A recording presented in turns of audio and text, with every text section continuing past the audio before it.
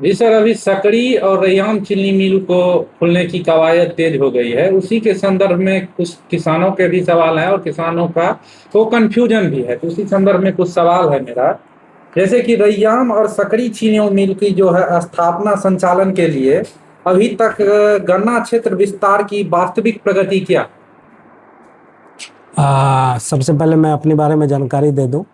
मैं अजीत कुमार प्रसाद, सहायक निदेशक ई विकास दरभंगा के रूप में कार्यरत हूं। और जैसा आपका सवाल है कि रैयाम और सकरी चीनी मिल को चालू करने के लिए कवायद चल रही है, उस वो बहुत ही सकारात्मक रूप से आगे बढ़ रही है और हम लोग उस पर काम भी कर रहे हैं। उसी को देखते हुए प्रत्येक चीनी मिल के लिए करीब 30,000 एकड़ में रकबा में अपना गन्ना की खेती के लिए प्रस्तावित है कि इतना एरिया हमारा आच्छादित हो। उसको देखते हुए हम लोगों ने इस साल 4,000 एकड़ में क्षेत्र विस्तार योजना के तहत नए किसानों को जोड़ने का काम कर रहे हैं, जिसमें हम लोग इस योजना के तहत नए किसान जो भी गन्ना के खेती से जुड़ना चाहते हैं, जो पूर्व में कभी किया करते थे और किसी कारणवश उन्होंने छोड़ दिया, तो उनको प्रोत्साहन के रूप में हम लोग अच्छे क्वालिटी का सीड फ्री में हम लोग प्रोवाइड करेंगे, जिससे प्रोत्साहन के रूप में वो आगे आएंगे और इस योजना की तरफ जुड़ेंगे और हमारा जो रकबा है बढ़ेगा।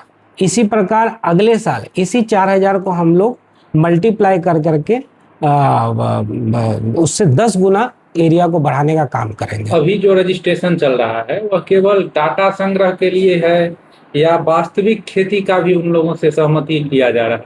नहीं, नहीं, इसको मैं क्लियर कर दूं।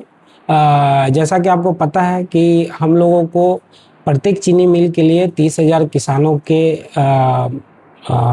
का जो रकबा है 30,000 एकड़ का, उसको संचालित करने के लिए आवश्यकता होगी, जिसके लिए अभियान के तहत अभी हमारे जिला पदाधिकारी महोदय के निर्देशानुसार हम लोगों ने एक अभियान चलाया है प्रत्येक ब्लॉक ऑफिस में, जिसमें हमारे कृषि विभाग के जो भी जितने भी कर्मचारी हैं, सहकारिता विभाग के जितने भी कर्मचारी हैं, साथ ही पंचायत लेवल के जो कर्मचारी हैं, उनके माध्यम से हम लोग किसानों को जोड़ने का काम कर रहे हैं।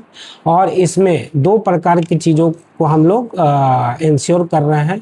एक तो ये जो चीनी मिल खुलना है, ये सहकारिता मॉडल पे खुलना है, जिसके लिए सहकारिता समिति का सदस्य होना अनिवार्य है।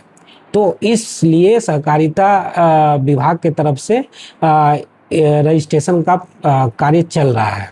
दूसरा, गन्ना विभाग की तरफ से हम लोग बहुत सारे किसानों के लिए, गन्ना किसानों के लिए बहुत तरीके का हम लोग स्कीम चला रहे हैं, जिसके लिए कृषि विभाग के तर्ज पर गन्ना आईडी की आवश्यकता होती है, जिसके लिए हम लोग उसी किसानों का जो जिनकी सदस्यता सहकारिता विभाग में चल रही है, साथ साथ हम लोग गन्ना रजिस्ट्रेशन पे भी काम कर रहे हैं और उनको एक आईडी प्रदान करने का कार्य कर रहे हैं। इसका लाभ ये होगा कि भविष्य में किसी प्रकार की योजना के लिए उनको गन्ना आईडी की आवश्यकता होगी, अगर उनकी आईडी बनी होगी तो उनको आगे लाभ लेने में कोई परेशानी नहीं होगी। अभी रजिस्ट्रेशन की प्रक्रिया क्या है वर्तमान में?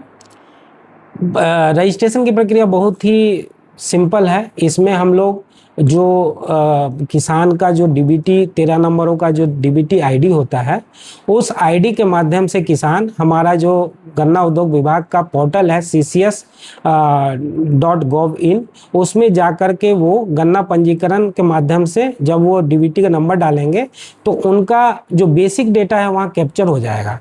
कैप्चर होने के बाद कुछ बेसिक डिटेल वहाँ मांगी जाएगी।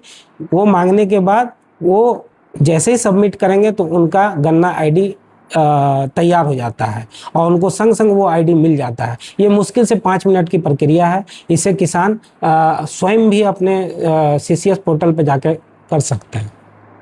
गन्ना खरीद का संभावित मॉडल क्या होगा सर? सीधी खरीद, सहकारी समिति के माध्यम से या और किसी व्यवस्था से? देखिए, अभी जो चीनी मिल खुलने की कवायद चल रही है, ये हमारा सहकारिता मॉडल पे कार्य करेगा। पूर्व में जिस प्रकार हर एक चीनी मिल के क्षेत्र में क्रय केंद्र हुआ करता था, उसी तर्ज पर क्रय केंद्र का विकास किया जाएगा। जब ये चीनी मिल चालू हो जाएंगी और जो भी नज़दीक के जितने भी किसान होंगे जो उस चीनी मिल से टैग होंगे उनका क्रय विक्रय जो है वो नज़दीकी क्रय केंद्र पर होगा और उसके माध्यम से फिर चीनी मिल संबंधित चीनी मिल पर उनका जो ईख होगा वो ट्रांसपोर्ट होगा और वहाँ पेराई के लिए वो उपलब्ध होगा।